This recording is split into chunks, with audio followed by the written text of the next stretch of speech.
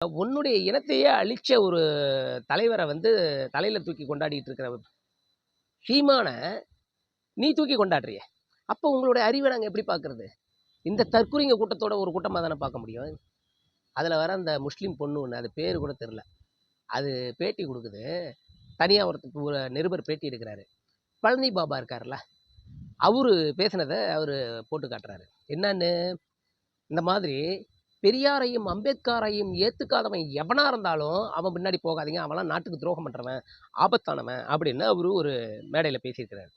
இப்போ அதை போட்டு காட்டுனா அதுக்கு பதில் என்ன சொல்லணும்? இல்லைங்க, அது ஏஐயில் பண்ண வீடியோ, அதனால் அது பொய்யுங்களாம்.